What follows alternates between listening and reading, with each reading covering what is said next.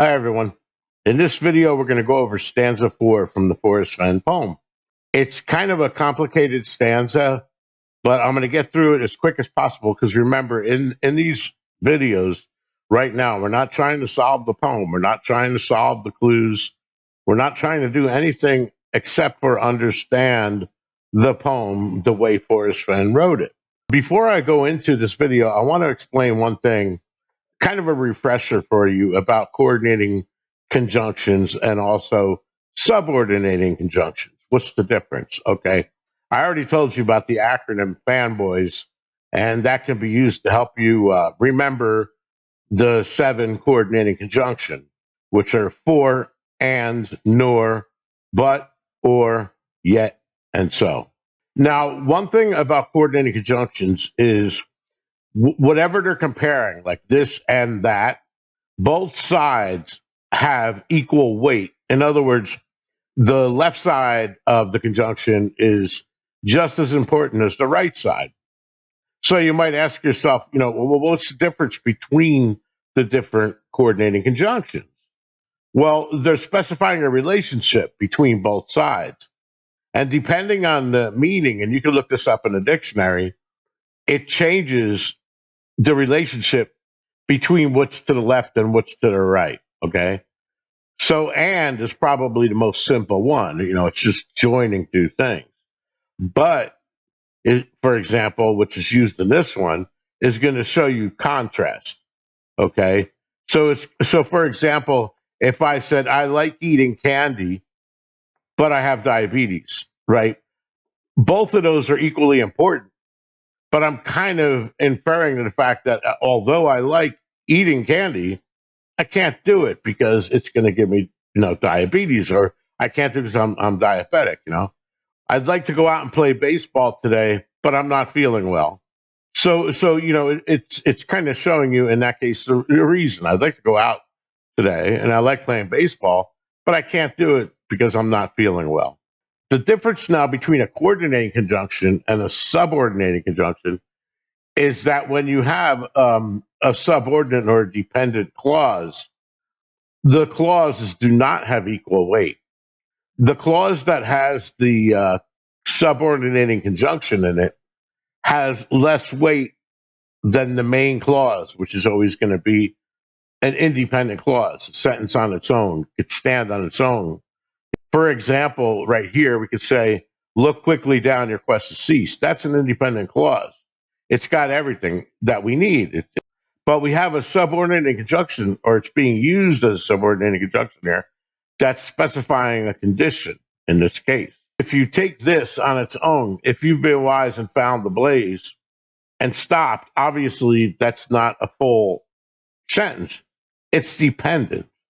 Okay. In this case, it's working along with the independent clause and it's setting up the condition under which you should do this. The but here is essentially joining it with the previous clause, and it's doing so as a coordinating conjunction. Because this thing on its own here, tarry scant with marble gaze, just take the chest and go in peace, is an independent clause. I could say that on its own. I could tell somebody, tarry scant with marble gaze, just take the chest and go in peace.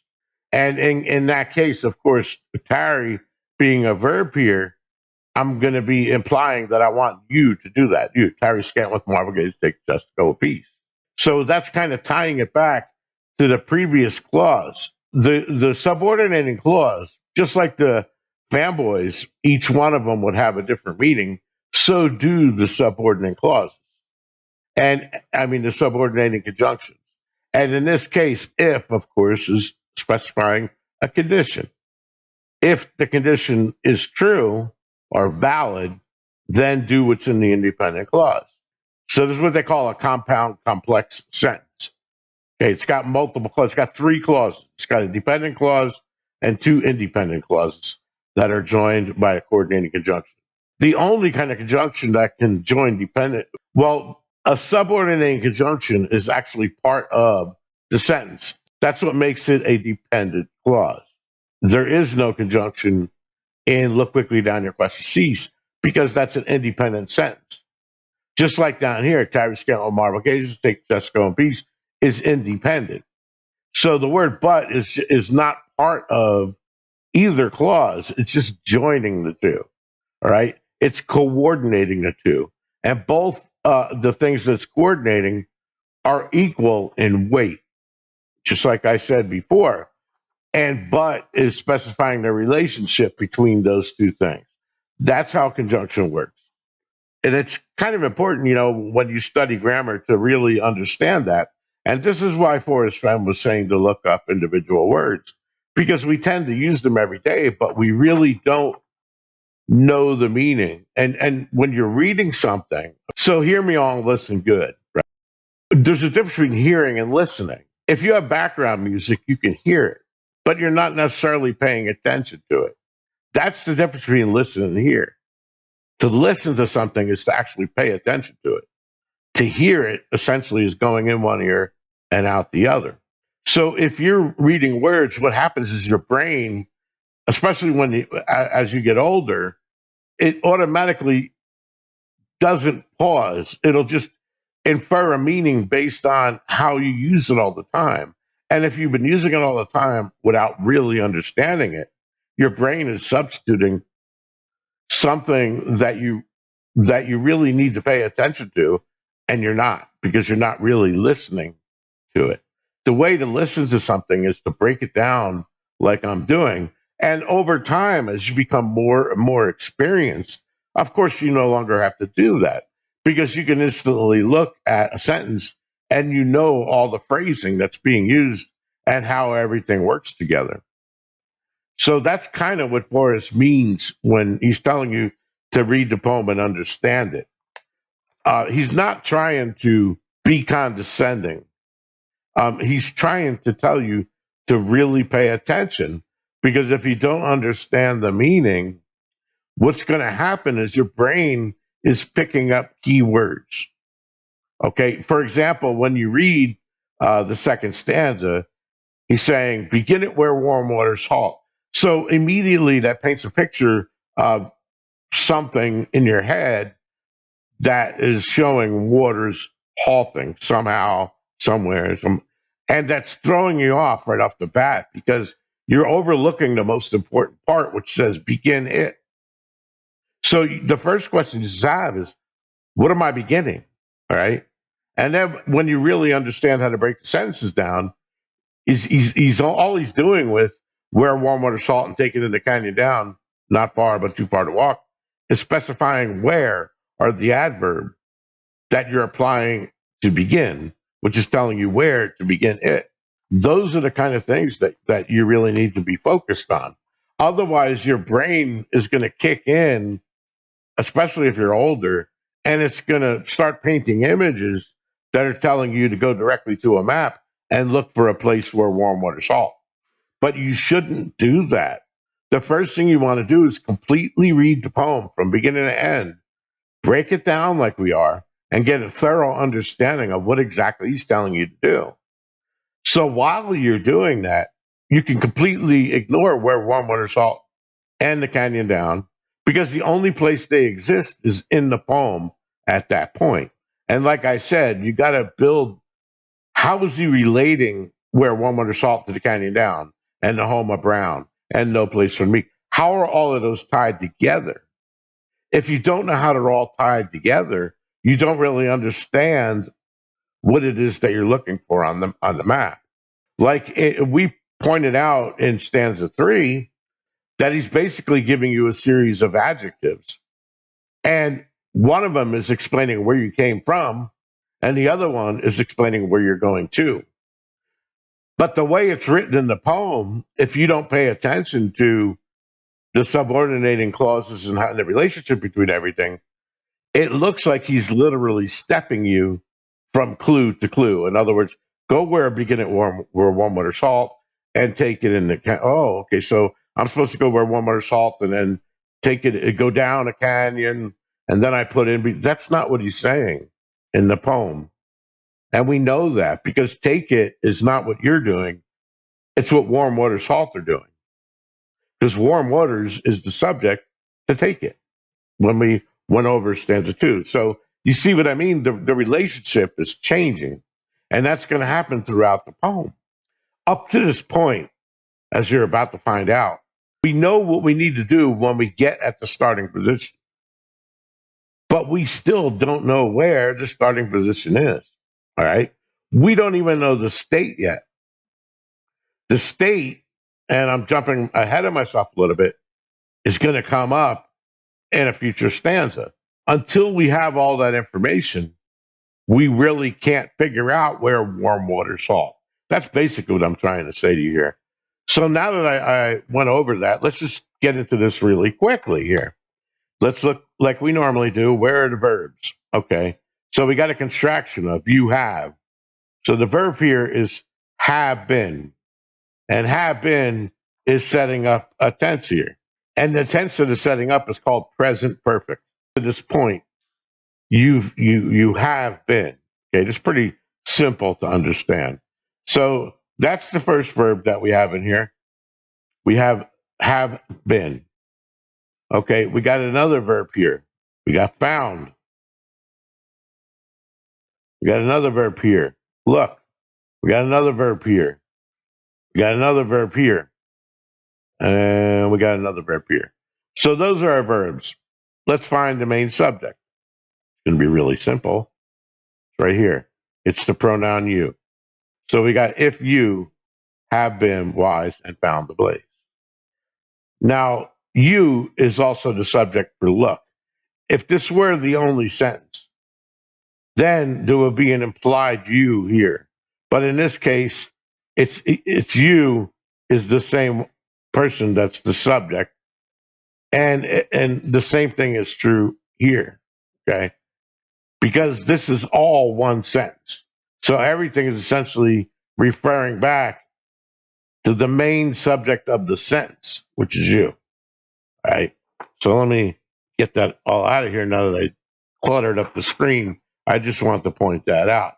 So you is the subject for all of the verbs in here, for go, for take, for tarry scant, and for you, and found. Okay. So you is the main subject. So let's look for the nouns now. We got a noun here. We got a noun here. This is a noun phrase. Both of these are being used as nouns as a group. So we'll consider that a noun phrase. And the noun here, we got a noun here. Those are the nouns. Let's look for the conjunctions. We already discussed this. This is subordinating conjunction, if. Got a coordinating conjunction here. Got a coordinating conjunction here. And we got a coordinating conjunction here. That's the end of the coordinating conjunction. Okay, let's go back and now let's look for determiners. Got a determiner here, the blaze. We got a determiner here. It's your quest. Whose quest it is? It's your quest. We got another determiner here, the chest. And that's it for determiners. Let's go now for prepositions. Here's that word again. We've already been through this though. This, again, in this case, this essentially is a verb. Okay. And this is not being used as a preposition. It's being used to put the verb in infinitive form. So this is a noun. It's working as your quest with, and in this case, it is being used as a prepositional phrase with marvel gaze, prepositional phrase. And in is a preposition. And this again is being used as a prepositional phrase. The coordinating conjunctions, by the way, this is joining the chest. Take the chest and go in peace, essentially. It's basically a compound verb. Okay, so we'll do the adverbs now quickly. That's modifying look. Down, that's also modifying look. Look quickly down. This is an adverb. Telling you how long or the amount of time you would tarry. This prepositional phrase is working as an adverb, also modifying tarry. And just is an adverb. This infinitive is acting as an adverb, modifying go, telling you how to go. Okay, we're going to do adjectives now. Wise is an adjective, and it's being used as, again, a subject complement because we have a to be verb here. So we know that this wise is actually going back to the subject. Okay, it's a subject complement.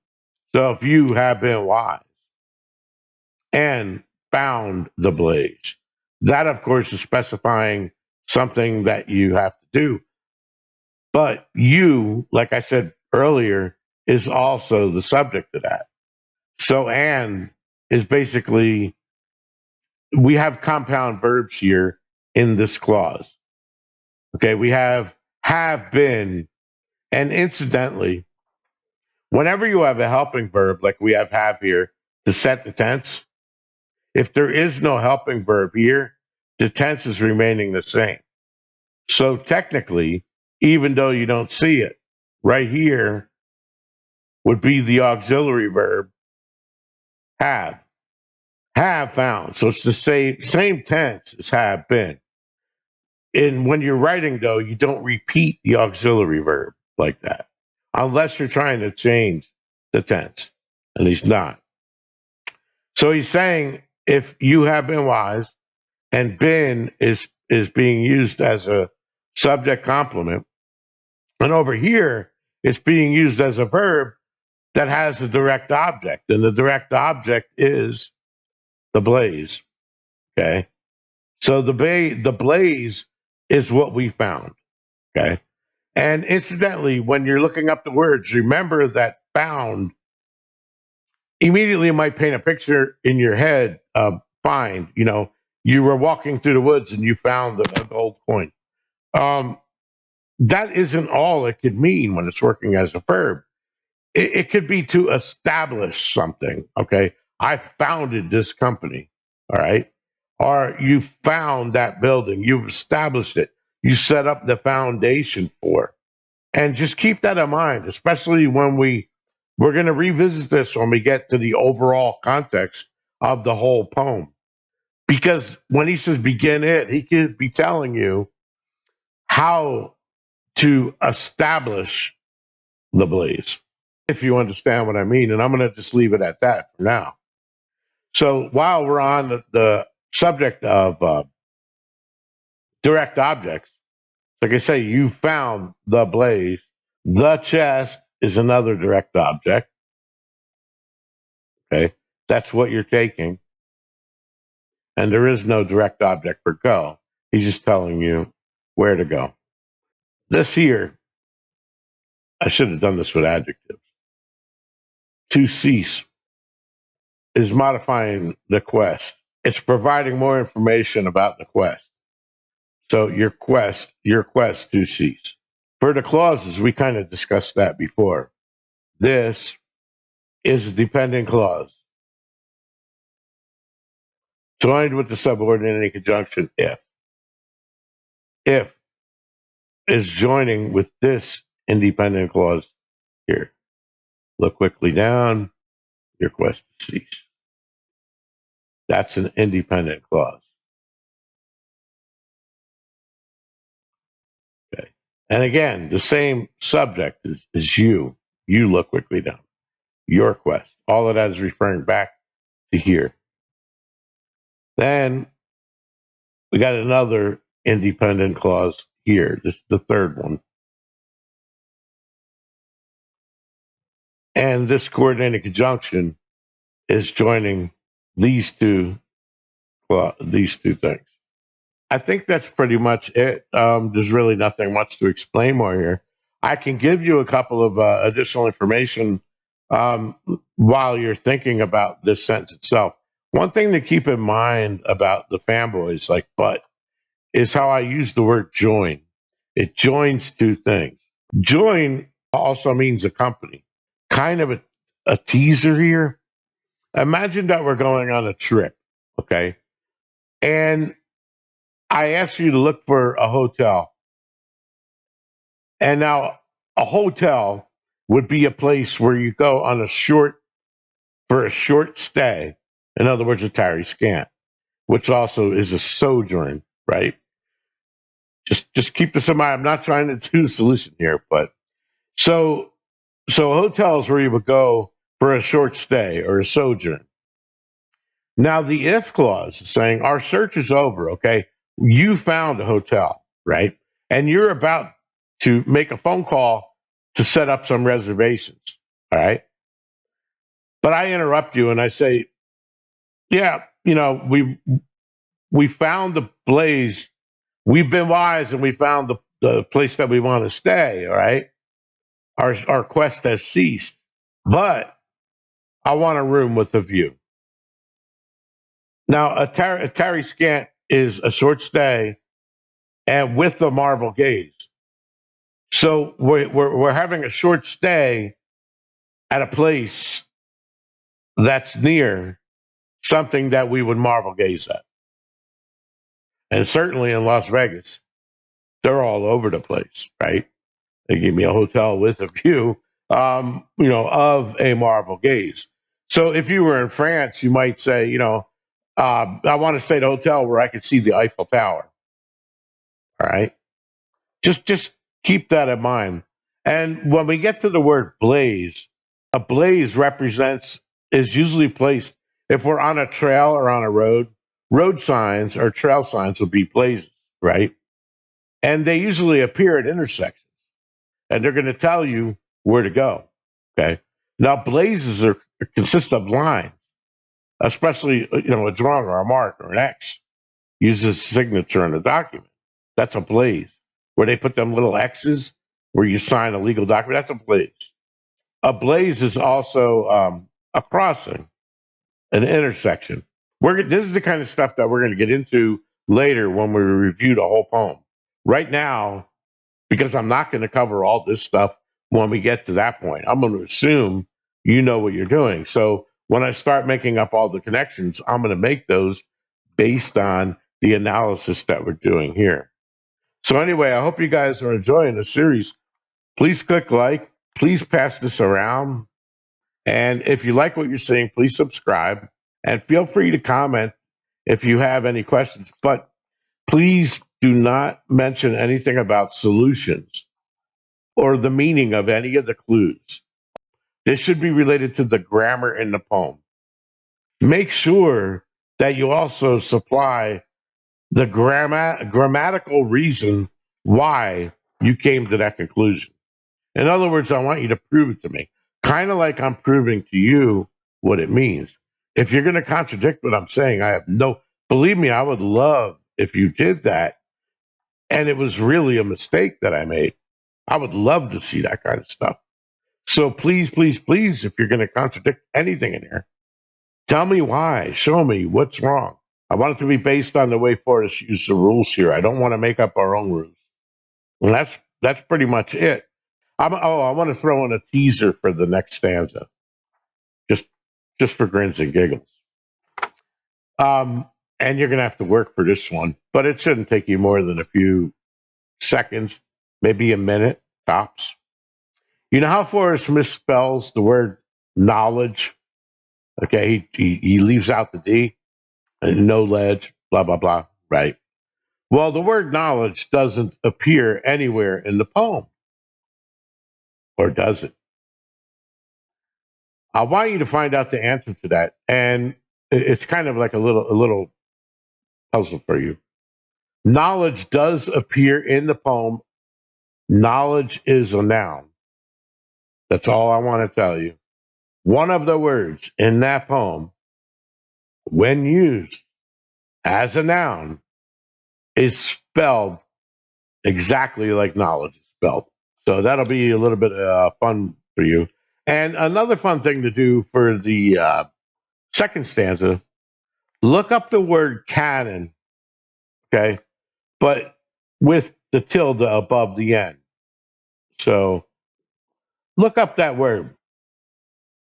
And if you're in Colorado, you're probably going to laugh at this one. But that word, just incidentally, is pronounced canyon. Canon has two N's in it, Cannon. Canon with Canon means something different than Cannon. But but it's pronounced the same. So Canon is pronounced exactly the same as Cannon, but there's two different meanings. This, if you place the tilde above the end, is the original way that canyon was spelled, or where the word was derived from its Latin version, and it's pronounced canyon, and it had the exact meaning of canyon. It also had other meanings, and just for grins and giggles, go look up what those meanings are, and think about it in terms of Forrest Fenn. And then after you do that, you know how it says take it in a canyon down. Look at the stanza right beneath stanza 2, which is stanza 3. Look at the parataxis writing style that he used there, and the fact that it's a series of adjectives. So he's specifying essentially rules. If it were a canon spelled this way. So I'm not trying to, like I said again, solve anything. I'm just giving you little tidbits of information here and there for you to look into. But I do want you to do the knowledge one, because that is very interesting, and I laughed when I seen that. And I don't know how many people will be able to find it. But the word knowledge, noun, the noun. Let me phrase it correctly. One of the verbs in the poem, when used in its noun form, that verb is spelled knowledge when it's being used as a noun. And it's in the poem. The word, the verb is in the poem. So you're gonna probably laugh when you see it. You'll find it. I will give you a hint. We haven't come across it yet. So, but you're gonna laugh when you see it. I guess that's pretty much it. I look forward to doing the next one. And if you like this video, please click like, please subscribe, and also please help me out, pass this video or a link to the playlist for this video, which is down below. Pass this around and help me spread it, because I don't really advertise anywhere and I don't really belong to any forum. So please do me that favor. And I hope you like this. I hope you, again, take all of this stuff that I've been discussing and work it out on paper. And then if you have any confusion about something, at least I gave you a starting point, and you could use my grammar as a starting point as to why I did things. Okay. So if you want to get interested, believe me, when you get to the point where this stuff is so embedded in your head, when you pick up any book and read it, it's going to make the book more interesting. And it certainly makes the poem more visual. He's telling a story in the poem, believe it or not. So anyway, you're going to enjoy it the better you understand it. And wait, 2 more stanzas to go. The next stanza, I want you to just do a little bit of research on rhetoric and rhetorical questions, because that's what we have in stanza 5. It's a rhetorical question, clearly, because he's answering it. But look at how he answers it. And my hint before about knowledge is kind of going to be key to give you a clue to what he's doing there. And I'll explain a little bit more about it when I get to the next video. Peace.